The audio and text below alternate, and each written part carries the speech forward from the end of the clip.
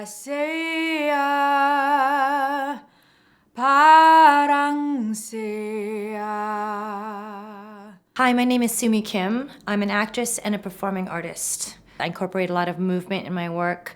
Movement meaning dance, martial arts, and elements of acrobatics. I'm Suzi Takahashi, and I'm a Japanese-American collaborative theater director.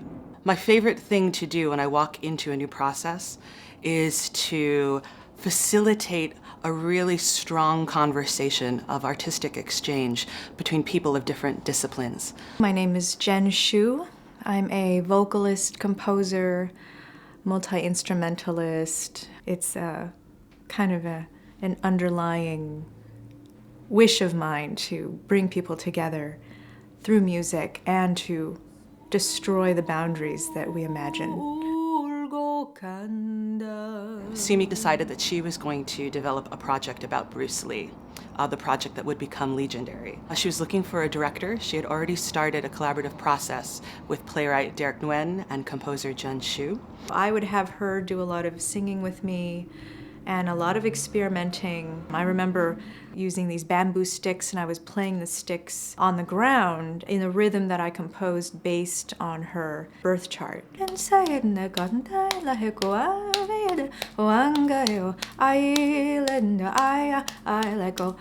she would know that rhythm, and she would be doing all of her martial arts movement with that rhythm. So she would improvise just as I was improvising.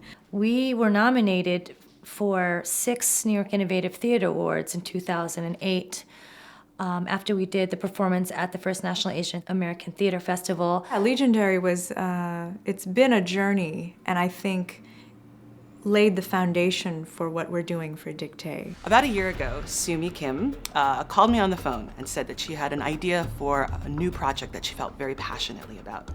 And she started to tell me about the book Dictee, and Theresa Hak, who wrote what really is the first example of a postmodern novel that's actually a performance in itself on the page. I immediately felt a connection to Cha as a person and as well as her writing. She was also from Busan, Korea, which is the town where I was born. I'm guessing that she was sort of an outcast in a way because of her pursuits as an artist.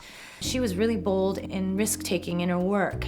She was studying linguistics, and she created artist books. All intermixed and, pages kind of seeming like they were missing, but actually it was very intentional. There's some very powerful themes in her work about women, about suffering and the transcendence of suffering, and this whole idea of mother, and in the sense of the country, mother being country, your mother tongue, the ability to communicate, inability to communicate. There's a lot of double meanings in her words and her themes.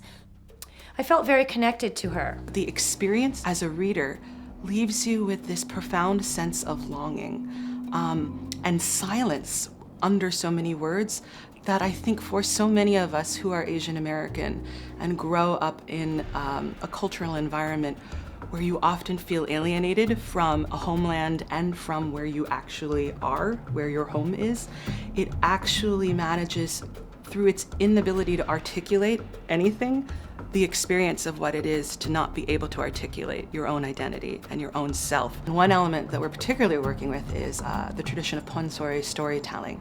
딸 같은 불효여식걸 생각을 마옵소서.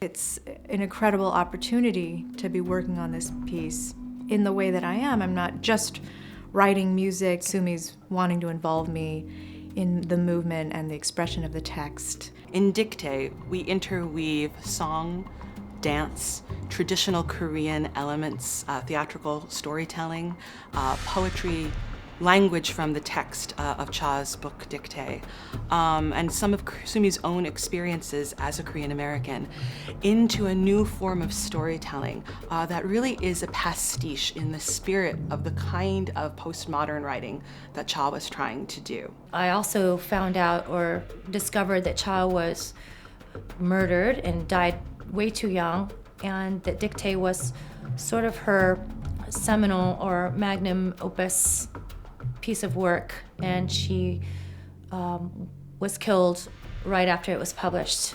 Cha is a writer of extreme importance, not only to Asian Americans and to women, but to everybody. And her work has not been remembered in the way that it should be. Part of that is because it is complex, and part of that is because she died very young and very tragically. And to have a moment to be able to bring her words to life to an audience that might not know who she is, I think offers us a rare moment to show a whole new generation and a whole new cross-section of people, someone who in our own time and in our own country and in our own space is actually a role model and a leader in our community.